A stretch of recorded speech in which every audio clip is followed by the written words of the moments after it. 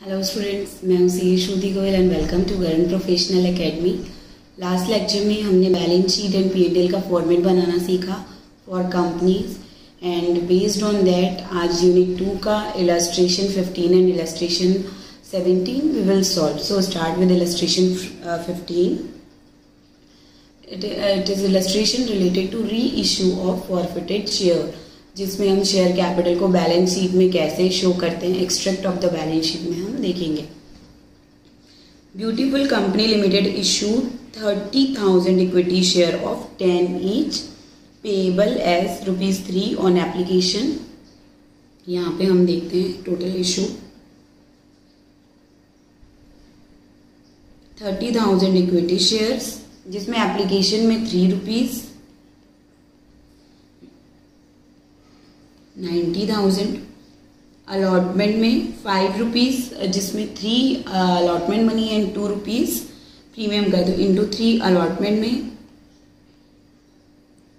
90,000 and then call में 30,000 into ₹4 is equal to total हो गया ये हमारा शेयर कैपिटल का अमाउंट ₹3 लाख। उसके साथ ही शेयर प्रीमियम है, शेयर प्रीमियम का अमाउंट है 30,000 into ₹2 that is 60,000 rupees is amount of share premium. ये हो गया शेयर इशू। उसके बाद क्या हुआ, money due on shares were fully received except from Ram holding 500 shares. Ram कितने शेयर्स होल्ड कर रहा है 500 एंड श्याम कितने शेयर होल्ड कर रहा है 1000। इन दोनों ने पेमेंट नहीं की फुल्ली। अब देखते हैं किस तरीके से नहीं की। Ram holding 500 shares who failed to pay allotment and call, मतलब राम ने अलॉटमेंट भी नहीं पे किया और कॉल भी नहीं पे किया। तो राम ने ₹5 अलॉटमेंट के पे नहीं किए, 2 + 3 ₹2 प्रीमियम के एंड ₹3 अलॉटमेंट मनी के एंड ₹4 इतना पेमेंट नहीं किया। And Shyam holding 1000 share failed to pay call money, मतलब ₹4 श्याम ने पे नहीं किए।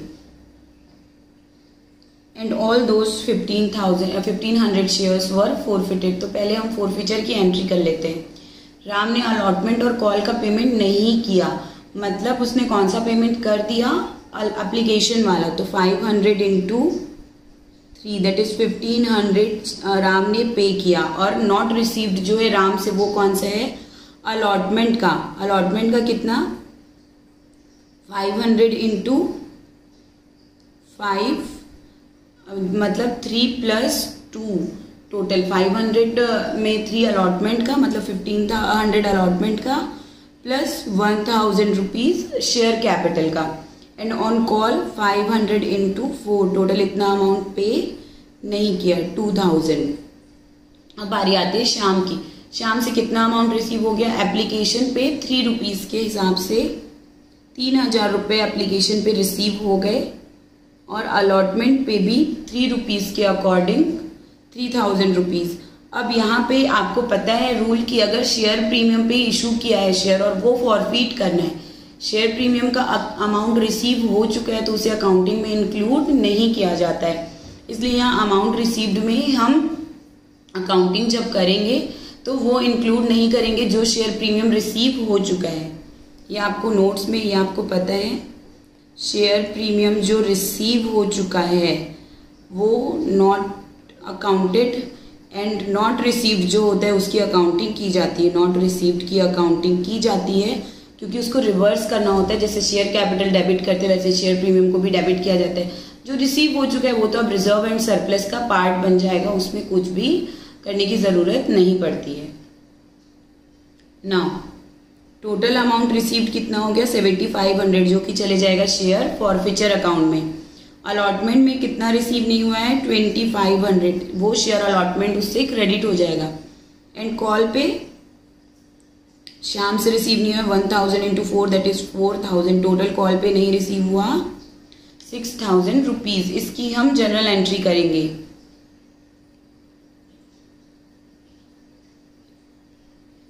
Share capital account debit 1500 share के लिए कर रहे हैं तो 1500 इंटू 10 दैट इज 15,000।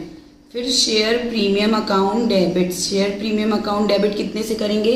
जो प्रीमियम नहीं रिसीव हुआ है, जो रिसीव हो गया उसके लिए कोई एंट्री नहीं करेंगे। तो रिसीव केवल 500 इंटू 2 दैट इज 1000 नहीं रिसीव हुआ है। एंड देन अमाउंट जो रिसीव हो चुका है उसे शेयर फॉरफीचर अकाउंट 7500 हमने टेबल में यहाँ पे इजिली बना लिया है एंड उससे हम डायरेक्टली लिख रहे हैं शेयर फॉरफीचर अकाउंट में 7500। एंड अलॉटमेंट से कितनी मनी रिसीव नहीं हुई है वो उससे क्रेडिट हो जाएगा शेयर अलॉटमेंट अकाउंट 2500 जिसमें 1500 प्रीमियम 1000 रुपये प्रीमियम का है एंड अलॉटमेंट का 1500 है। Then share call account 6000। अभी टोटल करेंगे 15,000 plus 1,000 is equal to 16,000 and credit side का टोटल 6,000 2,000 7,000 दैट इज 15 प्लस 500 500 16,000 ये भी टोटल हो गया। और उसके बाद नरेशन आप लिखेंगे। आपको पता है इतने क्वेश्चन सॉल्व करने के बाद कि नरेशन कैसे लिखना है। Being forfeiture of 1500 equity share for non payment of allotment and call money on 500 shares and non payment of allotment money on 1000 shares. अब देखिए ये तो हो गई शेयर फॉरफीचर की एंट्री। नाउ अगर री इशू कर रहे हैं वो शेयर्स को तो क्या एंट्री होगी? All those 1500 share were forfeited. Of this share forfeited 1250 shares including whole of the Ram's share. अब देखिए जिस प्रपोर्शन में शेयर इशू करते हैं उस प्रपोर्शन में शेयर फॉरफीचर अकाउंट को रिवर्स करते हैं। तो राम का टोटल अमाउंट मतलब शेयर फॉरफीचर में राम का टोटल 1500 और टोटल शेयर कितने इशू है 1250 माइनस 500 तो बच्चे 750 आउट ऑफ किसके शेयर से हुआ हुआ? श्याम के शेयर से। तो श्याम का टोटल है 6,000 रुपीज। टोटल श्याम का प्रपोर्शन है अमाउंट रिसीव्ड में मतलब शेयर फॉरफीचर अकाउंट में श्याम का टोटल है 6,000 एंड ये 6,000 कितने शेयर के लिए है? 1000 शेयर्स के लिए है ये पूरा 6,000। तो 750 के लिए कितना हो जाएगा? 4500 मतलब total share forfeiture account reverse कितने से हो जाएगा? 6,000 रुपीज से। और 1500 अभी भी शेयर फॉरफीचर अकाउंट के बैलेंस में शो होगा और जब वो बचे हुए 250 शेयर्स री इशू होंगे तो ये 1500 भी शेयर फॉरफीचर अकाउंट रिवर्स हो जाएगा और चले जाएगा रिजर्व एंड सरप्लस में कैपिटल रिजर्व में। अभी 15,000 बैलेंस है शेयर फॉरफीचर अकाउंट का और 6,000 will be transfer to capital reserve. अगर री इशू में कोई लॉस हुआ है तो वो रिकवर भी हो जाएगा इसी से। नाउ री इशू किया है fully paid at a discount of ₹2 per share. Subsequently reissue to Jadu as fully paid at a discount of ₹2 per share मतलब जो ₹2 का लॉस है वो शेयर फॉरफीचर अकाउंट से रिकवर हो जाएगा। अब यहाँ पे देखते हैं री इशू ऑफ द शेयर हुआ है तो बैंक रिसीव होगा बैंक अकाउंट डेबिट 8 रुपए से। 8 रुपए 8 इंटू 1250 क्योंकि 8 रुपीज ही रिसीव हुए ₹2 के डिस्काउंट में 10 रुपीज का शेयर 2 रुपीज के डिस्काउंट में। शेयर का अमाउंट कितना है? शेयर का अमाउंट है 10 रुपीज माइनस 2 मतलब 8 रुपीज में रिसीव 8 रुपीज में इशू किया बचा 2 रुपए का जो लॉस है वो कहाँ से? शेयर फॉरफीचर अकाउंट से। ये जो 6,000 का अमाउंट है उससे रिकवर हो जाएगा। तो बैंक अकाउंट डेबिट होगा 1250 into 8 that is 10,000 to share capital. Share capital में तो पूरा अमाउंट जाएगा 1250 इंटू 10 12,500। तो जो बैलेंसिंग फिगर है वो कहाँ से रिकवर होता है? शेयर फॉरफीचर अकाउंट से। ये जो लॉस ऑन री इशू है लॉस ऑन री इशू ऑफ द शेयर है वो कहाँ से एडजस्ट करते हैं? शेयर फॉरफीचर अकाउंट से। 2 इंटू 1250 2500 इस तरीके से री इशू हो गया। अब देखिए हमारे शेयर फॉरफीचर में कितना अकाउंट बचा। इस 6,000 से माइनस कर देंगे हम 2500 जो री इशू में यूज हो गया। अब जो भी री इशू का लॉस है वो एडजस्ट हो गया। अब उसके अलावा जो भी अमाउंट बचा 3500 वो हो गया प्रॉफिट ऑन फॉरफीचर। तो ये कहाँ ट्रांसफर हो जाएगा? शेयर कैपिटल अकाउंट में। Share forfeiture account debit to capital reserve 3500 और शेयर फॉरफीचर अकाउंट में बैलेंस कितना बचा? देखिए टोटल था शेयर फॉरफीचर का 7500 माइनस कर दीजिए 2500 जो यूज हो गया फॉर लॉस ऑन री इशू, तो बचा कितना 5000 माइनस कर दीजिए 3500 जो कि ट्रांसफर टू कैपिटल रिजर्व, तो अब बैलेंस कितना बचा 1500 जो कि शो होगा कैपिटल शेयर कैपिटल में जुड़ के शेयर फॉरफीचर अकाउंट के साथ। ये 1500 उसी प्रोपोर्शन का है जो 250, देखिए यहाँ पे 250 शेयर्स जो अभी री इशू होने बचे हैं उनके प्रोपोर्शन का जो शेयर फॉरफीचर अकाउंट का बैलेंस है वही share forfeiture account balance sheet में तब तक दिखते रहेगा जब तक वो 250 शेयर भी री इशू नहीं हो जाते।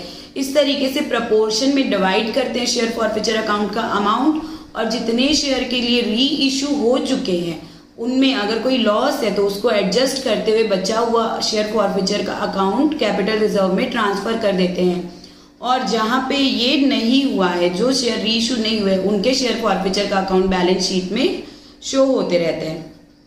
अब देखिए हम बैलेंस शीट का एक्सट्रैक्ट बनाते हैं, बैलेंस शीट एक्सट्रैक्ट। यहाँ पे हमने देखा सबसे पहले क्या लिखते हैं particulars, then note number and then amount. अब नोट नंबर में पर्टिकुलर्स में सबसे पहले इक्विटी एंड लायबिलिटीज लिखते हैं, और उसमें पहला होता है share holders fund. Share holder fund में क्या आएगा शेयर कैपिटल। शेयर कैपिटल के लिए एक नोट बनाते हैं नोट नंबर 1, और दूसरा बनेगा रिजर्व एंड सरप्लस के लिए, रिजर्व एंड सरप्लस के लिए नोट नंबर 2 अभी हम बनाते हैं, और उसके बाद देखते हैं सबसे पहले बनाते हैं शेयर कैपिटल के लिए notes to accounts. Share capital के लिए सबसे पहले बनाएंगे, हमें सब पता है, बस उसके according notes to the accounts बनाने हैं। पर्टिकुलर्स एंड अमाउंट, सबसे पहले यहाँ पे हम लिखते हैं ऑथराइज्ड कैपिटल, कुछ भी एक्स अमाउंट वाई अमाउंट जो भी आएगा, देन इशूड कैपिटल, ये हमें पता है 30,000 इंटू 10 3 लाख रुपीज। अब now subscribed capital, subscribed capital पूरी कैपिटल सब्सक्राइब कर ली गई 30,000 इंटू 10 3 लाख 30,000 इशूड, यहाँ पे ब्रैकेट यहाँ पे लिखेंगे इशूड 30,000 शेयर ऑफ 10 ईच, जैसे यहाँ पे लिखा हुआ है issued 30,000 shares of 10 each. Out of this हमें पता है 30,000 शेयर ऑफ 10 ईच है, जिसमें कॉल इन एरियर्स कितना हुआ था वो लिखेंगे इशूड कैपिटल है 30,000 शेयर्स ऑफ 10 ईच, उसमें माइनस करेंगे जो कॉल इन एरियर्स अभी भी है जो शेयर फॉरफीचर से हमने फॉरफीट कर लिया। अब इशूड में देखिए ये तो है 30,000 इंटू 10, लेकिन 250 हमने फॉरफीट कर लिए, तो हमारे पास बचे कितने 29,750 इंटू 10 शेयर्स बचे, मतलब 29,750। ये सब्सक्राइब्ड ऑल दो ये है, बट शेयर फॉरफीचर के बाद यहाँ पे पेड अप में आ जाएगा, पेड अप शेयर 29,750 है, क्योंकि 250 अभी भी री इशू होने बाकी, उन्हें हमने री इशू नहीं किया है। अब ऐड करेंगे शेयर फॉरफीचर अकाउंट का जो भी बैलेंस है, तो हमें पता है कितना बैलेंस बचे शेयर फॉरफीचर अकाउंट में 1500। नौ शेयर कैपिटल का अमाउंट आ गया 2,99,000। यहाँ क्वेश्चन में भी नोट में देखेंगे same, subscribe and called up and paid up share capital, तो पेड अप कितनी है केवल 250 अभी भी री इशू होने बचे, मतलब 29,750। ये 29,750 कैसे आया 30,000 शेयर्स टोटल हमने इशू किया, जिसमें से 250 अभी भी री इशू होने बाकी हैं, बाकी पूरे शेयर री इशू हो चुके हैं, तो 29,750 shares are paid up till date. Plus add करते हैं हमेशा शेयर फॉरफीचर अकाउंट का बैलेंस, यहीं पे लेस करते कॉल इन एरियर्स, अगर शेयर फॉरफीट नहीं किए होते तो कॉल इन एरियर्स बचा होता और वो यहाँ पे कॉल इन एरियर्स माइनस करते और जो भी बैलेंस आता फिर वो जाता शेयर कैपिटल में। नाउ यही नोट नंबर 1 से हम 2,99,000 लाकर लिखेंगे शेयर कैपिटल के सामने। अब note number 2 reserve and surplus, उसमें सबसे पहले हम देखेंगे सिक्योरिटी प्रीमियम का अमाउंट। सिक्योरिटी प्रीमियम में हमको कितना अमाउंट लिखना है ये कैसे पता चलेगा? सबसे पहले तो सिक्योरिटी प्रीमियम में हम देखते हैं कि हमने क्या किया है।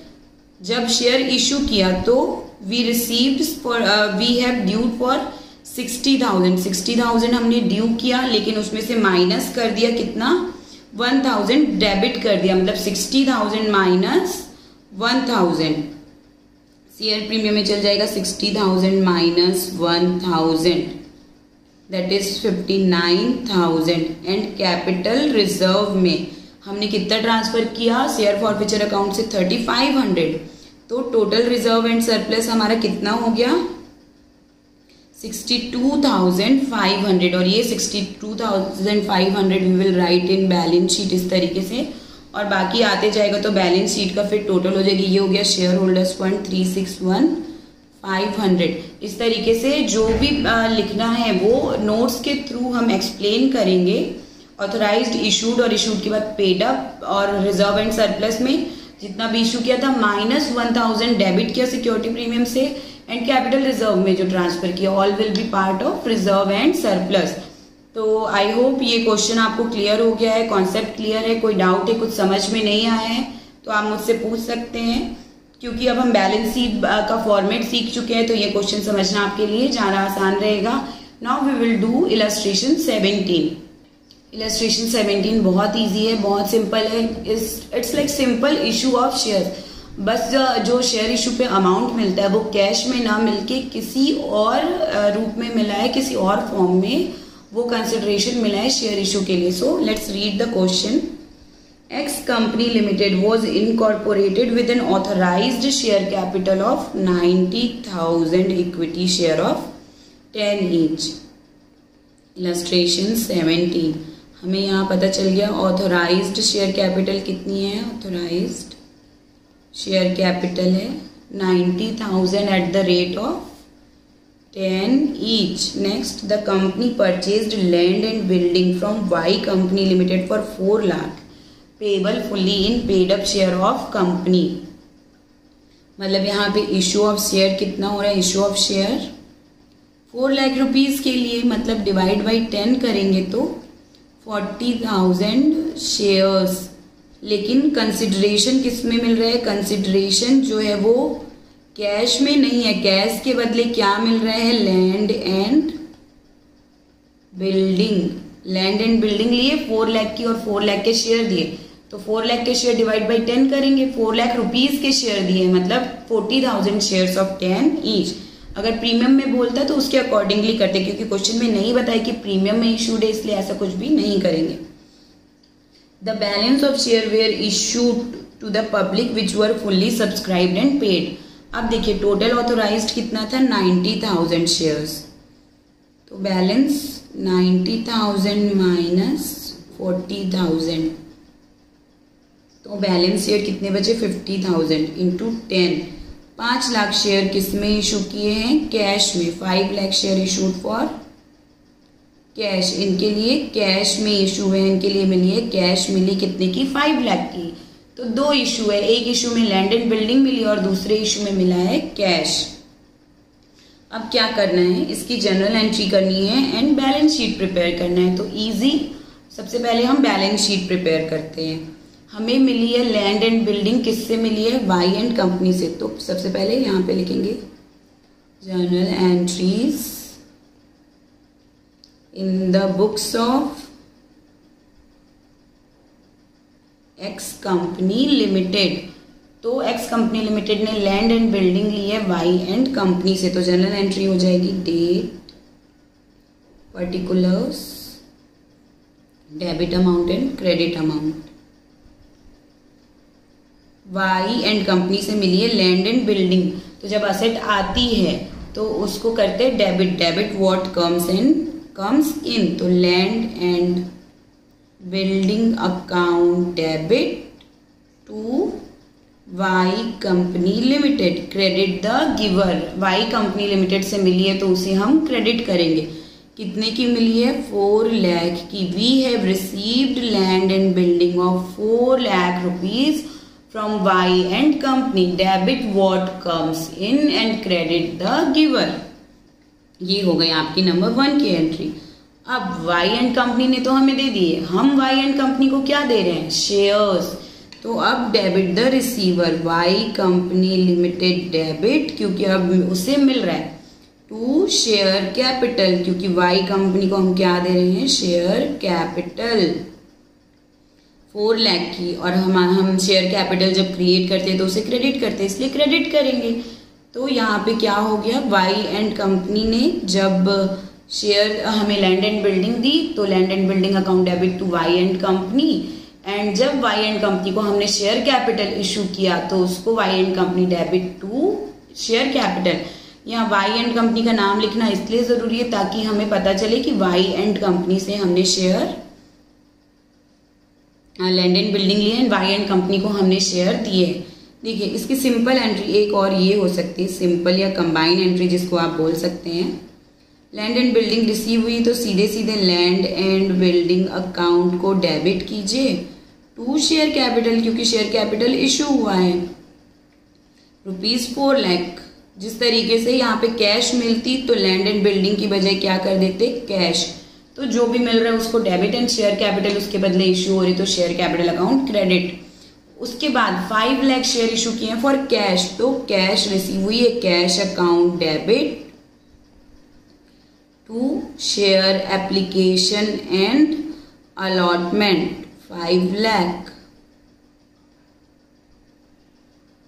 Third number entry. And fourth number entry क्या हो जाएगी, share application and allotment account debit to share capital account ₹5 lakh, जो नॉर्मल शेयर इशू की एंट्री होती है उस तरीके से ये इशू हो गया। ठीक है, अब देखिए यहाँ पे बुक में कंबाइन एंट्री नहीं की गई है, यही बैंक अकाउंट डेबिट या cash account debit to share application and share allotment and equity share allotment account debit to share capital.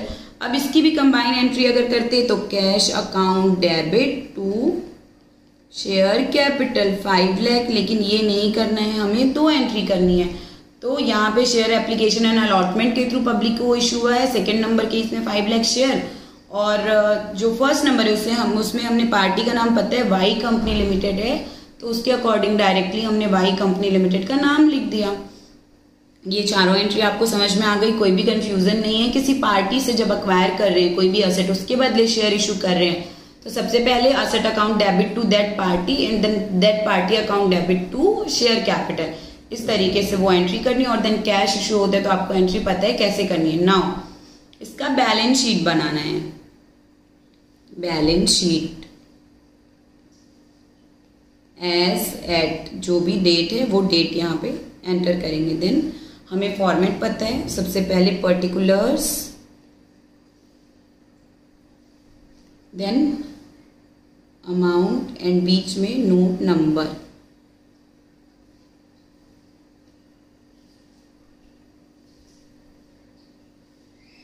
अब नोट नंबर 1 ही रहेगा हमारा। सबसे पहले ये लायबिलिटी की साइड है, equity and liability, and equity and liability में हम यहाँ पे डील कर रहे हैं, क्या लिखना पड़ेगा, शेयर होल्डर्स फंड। और असेट साइड में हम क्या लिखेंगे, असेट में हमें पता है लैंड एंड बिल्डिंग और कैश। इसके लिए नोट्स बनाने की ज़रूरत नहीं है क्योंकि हमें लैंड एंड बिल्डिंग पता है कितने रुपीस की है, 4 लाख, एंड कैश पता है 5 लाख रुपीस का है, तो ये हो गया 9 लाख। अब नोट्स से या फिर इसके भी नोट्स बना देते हैं, लैंड एंड बिल्डिंग के 2 नंबर एंड कैश की 3 नंबर नोट्स। ये नोट्स भी हम एक्सप्लेन कर देंगे कि किस कारण से we have received land and building and किस कारण से वी हैव रिसीव्ड कैश। तो नाउ सबसे पहले नोट्स बना देते हैं। शेयर होल्डर्स फंड में हमारा रहेगा शेयर कैपिटल, जिसके लिए बनाना है नोट नंबर 1। ये फॉर्मेट हमें पता चल चुका है। अब इस फॉर्मेट से पहले हम नोट्स बनाएंगे और नोट्स से जो भी अमाउंट पता चलता है that we will write in balance sheet. यहाँ पे लिखेंगे notes to accounts, particulars and amount,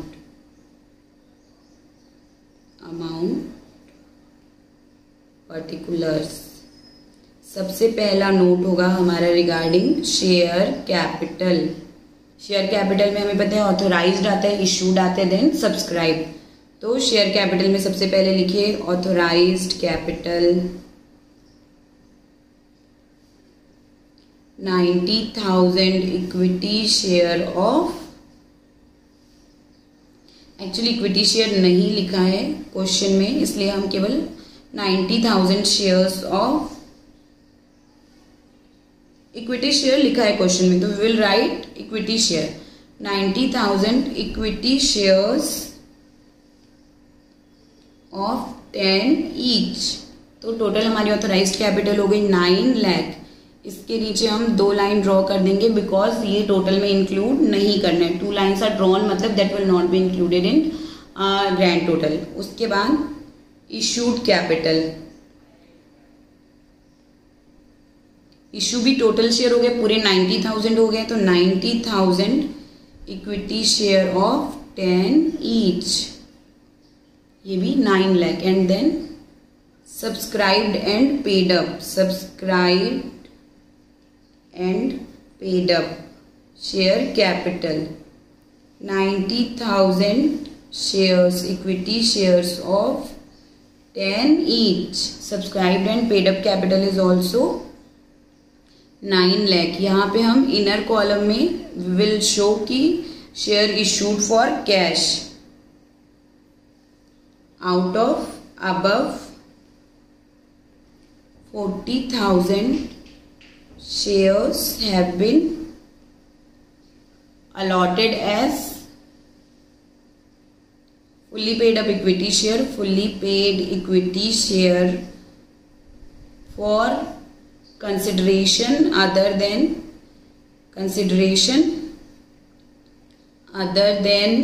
cash, that is for land acquiring, land and building from Y Company Limited। बस ये हो गया आपका नोट्स कंप्लीट। यहाँ पे सब्सक्राइब एंड पेड अप में आप लिखेंगे टोटल 9 लाख, लेकिन ब्रैकेट में यहाँ पे अलग से डिस्क्राइब करना है कि out of this 40,000 share were issued for consideration other than cash. बस इतना सा यहाँ पे आपको डिस्क्राइब करना है, और जो कैश में उसके लिए अलग से लिखने की जरूरत नहीं है। Then note number 2 regarding land and building, हमें पता है 4 लाख। यहाँ पे चाहे तो ब्रैकेट में लिख सकते हैं from Y company limited by issue of shares. And then 3 number note लिखेंगे कैश। कैश हमें पता है 5 लाख रुपीज रिसीव हुई है, बाय इशू ऑफ शेयर ऐसा लिखने की जरूरत नहीं है। तो हमने यहाँ पे 5 लाख यहाँ पे लिख दिया शेयर्स कैश के लिए, लैंड एंड बिल्डिंग के लिए 4 लाख लिख दिया, और शेयर कैपिटल के लिए 9 lakh rupees we have to write down. 9 lakh rupees for share capital, 9 lakh rupees. ये टोटल हो गया बैलेंस शीट का, असेट साइड का टोटल भी और लायबिलिटी साइड का टोटल भी। असेट साइड में पहला non current asset, non current asset में टेंजिबल असेट का पार्ट है लैंड एंड बिल्डिंग। और यहाँ नोट्स में भी हम लिखेंगे टेंजिबल असेट के रिगार्डिंग नोट्स। टेंजिबल, ये है टेंजिबल असेट्स की नोट, क्योंकि हमने फॉर्मेट में देखा सबसे पहले नॉन करंट असेट का पार्ट बनेंगे टेंजिबल असेट, जिसमें land, building, plant, machinery, furniture, ये सारी चीजें इंक्लूड होंगी। तो ये इस तरीके से बैलेंस शीट का फॉर्मेट है, जो नोट्स टू द अकाउंट्स के साथ आपके लिए सीखने वाली चीज होगी। मैक्सिमम आपको शेयर कैपिटल, शेयर प्रीमियम वगैरह के नोट्स, इन क्वेश्चन में आपने जितने notes to the account and balance sheet का फॉर्मेट बनाना सीख लिया, उससे ज़्यादा आपको बनाने की ज़रूरत नहीं पड़ेगी। इन्हीं को अच्छे से रिवाइज कीजिए। लास्ट लेक्चर में जो फॉर्मेट बताया हुआ है बैलेंस शीट का, P&L का फिर भी उतना इंपॉर्टेंट नहीं है, बैलेंस शीट का इस तरीके से थोड़ा इंपॉर्टेंट हो सकता है, क्योंकि शेयर कैपिटल इशू के साथ हो सकता है कि उसको बैलेंस शीट में भी शो करने के लिए आ जाए। तो आपको बैलेंस शीट का फॉर्मेट तो बनाना ही है, साथ में नोट्स भी बनाने हैं। नोट्स में शेयर कैपिटल में authorise share capital, issued share capital, और उसके सब्सक्राइब्ड एंड पेड अप जो भी, अगर कॉल इन एरियर्स है तो माइनस करेंगे, और शेयर फॉरफीचर अकाउंट में कोई बैलेंस है तो उसे ऐड करेंगे। उसके अलावा शेयर कैपिटल में अगर कैश के अलावा किसी और कंसिडरेशन के लिए शेयर कैपिटल इशू हुई है तो उसको एक ब्रैकेट में इस तरीके से यहाँ पे मेंशन करेंगे कि इतने shares for consideration other than cash issue किए गए हैं। एंड देन नेक्स्ट, अगर कोई शेयर प्रीमियम का अमाउंट है, शेयर प्रीमियम में इशू किए हैं, तो शेयर प्रीमियम का जो भी बैलेंस है कैपिटल रिजर्व में जो भी वो ऐड होके शो होगा रिजर्व एंड सरप्लस में। एंड देन नॉर्मल हॉरिजॉन्टल की बजाय वर्टिकल टाइप्स में इसकी बैलेंस शीट प्रिपेयर होती है। और इस तरीके से आपका ये क्वेश्चन शेयर कैपिटल के फॉर्मेट का कंप्लीट हो चुका है। नेक्स्ट लेक्चर में हम प्रो रेटा अलॉटमेंट सीखेंगे। मेनली इलस्ट्रेशन 7 है प्रो रेटा अलॉटमेंट से। उसके बाद शेयर फॉरफिचर से illustration 13 that is related to pro rata allotment. Next lecture में वो दोनों इलस्ट्रेशन हम करेंगे। एंड तब तक के लिए keep practising and keep studying, believe in yourself, be motivated and ask any doubt in comment section. I will be there, and thank you so much.